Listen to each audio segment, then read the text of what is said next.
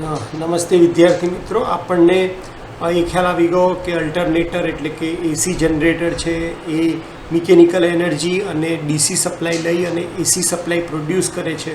એના બે ભાગ હોય છે, સ્ટેટર અને રોટર. રોટરના બે ટાઈપ છે, સાયલિયન્ટ પોલ અને નોન સાયલિયન્ટ પોલ.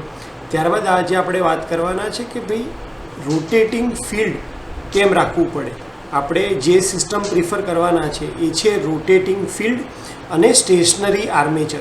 જો તમને ડીસી જનરેટરમાં યાદ હોય તો આપણું આર્મેચર જે હતું એ રોટેટિંગ હતું અને આપણી ફિલ્ડ સ્ટેશનરી હતી, એટલે કે ફિલ્ડ વાઇન્ડિંગ સ્ટેટર ઉપર હતી અને રોટર ઉપર આર્મેચર વાઇન્ડિંગ હતી. જ્યારે એસી જનરેટર એટલે કે અલ્ટરનેટરની અંદર આખી વસ્તુ ઊંધી છે.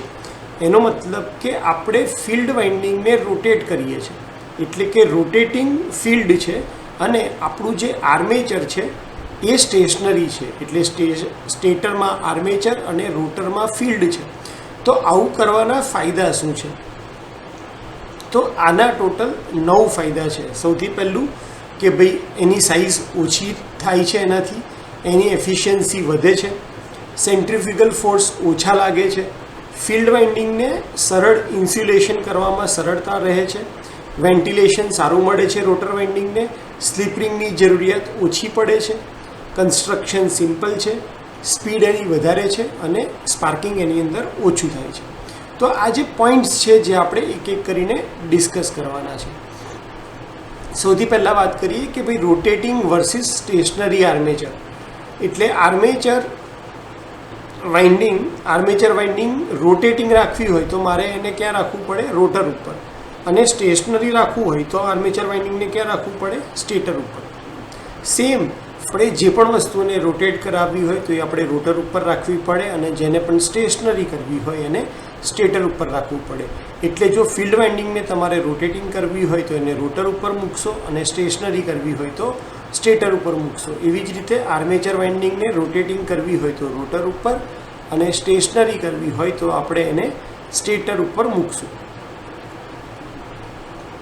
હવે બીજા ડિફરન્સની વાત કરીએ કે ભાઈ ઊંચા વોલ્ટેજ માટે ડિઝાઇન. તો જો રોટેટિંગ આર્મેચર તમારું હોય તો એની અંદર આપણે હાઈ વોલ્ટેજ પ્રોડ્યુસ કરી શકશું નહીં, કારણ કે રોટેટિંગ વસ્તુમાંથી તમારે વધારે વોલ્ટેજ લાવવા હોય તો એ પોસિબલ નથી.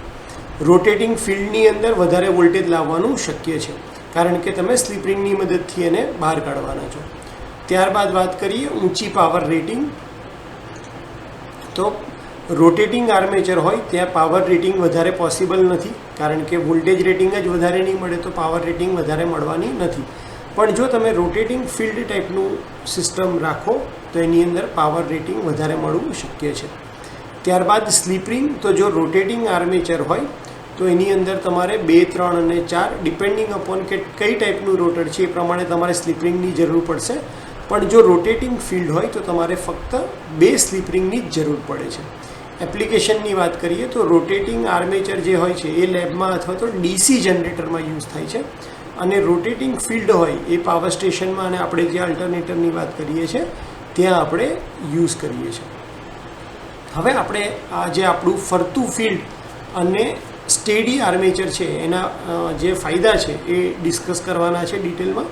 તો સૌથી પહેલાં નાનું કદ, એટલે કે આર્મેચર ઉપર આપણી જે મેઇન પાવર છે એ ત્યાં આર્મેચર ઉપર જનરેટ થાય છે અને રોટર ઉપર જો તેને મૂકીએ તો એની જગ્યા વધારે જોઈએ અને એટલા માટે એને સ્ટેટર ઉપર મૂકવું સૌથી બેસ્ટ છે, જેનાથી એની સાઇઝ પણ ઘટી જાય છે. તો સ્ટેશનરી આર્મેચર જે છે એના લીધે તમને એનું કદ નાનું મળે છે. ત્યારબાદ સ્ટેટર ઉપર વાયરિંગ હોવાથી તે વધુ વોલ્ટેજ અને વધારે કરંટ માટે ડિઝાઇન કરી શકાય છે.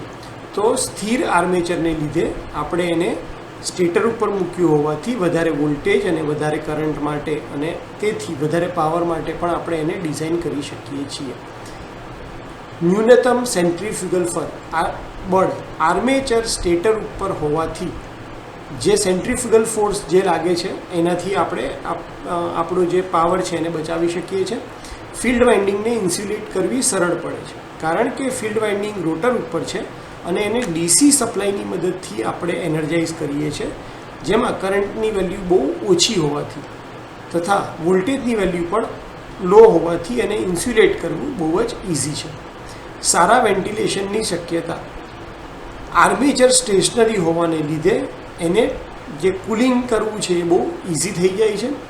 માત્ર 2 સ્લિપ રિંગની જરૂર પડે છે. જ્યારે આપણે રોટેટિંગ ફિલ્ડ અને સ્ટેશનરી આર્મેચર વાપરીએ ત્યારે ફિલ્ડ વાઇન્ડિંગને જે સપ્લાય આપવાનો છે એ ડીસી છે અને એટલા માટે માત્ર 2 સ્લિપ રિંગની જરૂર પડે છે.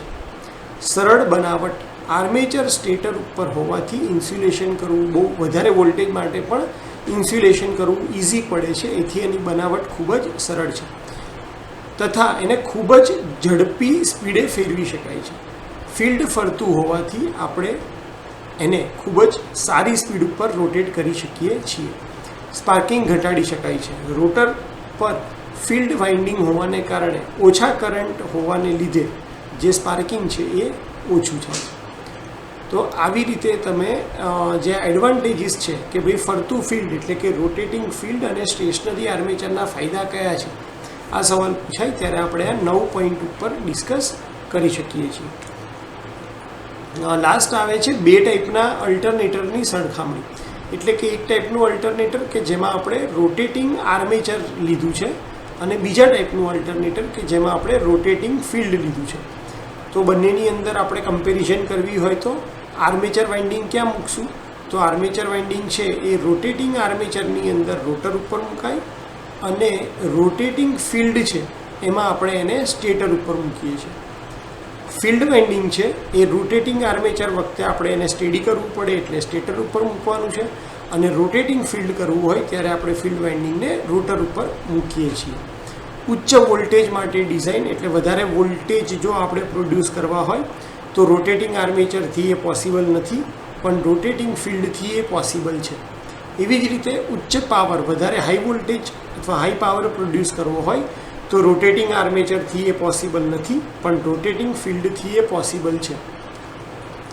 સ્લિપ રિંગની સંખ્યા જો તમારે સિંગલ ફેઝ જનરેટ કરવો હોય તો રોટેટિંગ આર્મેચર અલ્ટરનેટરમાં 2, 3 ફેઝ ડેલ્ટા માટે 3 સ્લિપ રિંગ અને 3 ફેઝ સ્ટાર કનેક્શન માટે તમને 4 સ્લિપ રિંગની જરૂર પડે. જ્યારે રોટેટિંગ ફિલ્ડ અલ્ટરનેટરમાં કોઈ પણ સપ્લાય માટે તમને ફક્ત 2 જ સ્લિપ રિંગની જરૂર પડશે. ઉપયોગ ક્યાં થશે? તો રોટેટિંગ આર્મેચર ટાઈપ અલ્ટરનેટરનો ઉપયોગ લેબોરેટરીમાં અને ડીસી જનરેટરમાં થાય છે. જ્યારે રોટેટિંગ ફિલ્ડ અલ્ટરનેટરનો ઉપયોગ આપણે પાવર સ્ટેશનની અંદર અને અલ્ટરનેટરમાં વોલ્ટેજ પ્રોડ્યુસ કરવા માટે યુઝ કરીએ છીએ.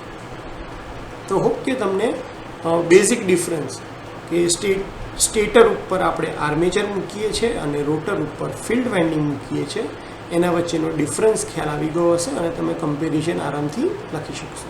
Thank you so much.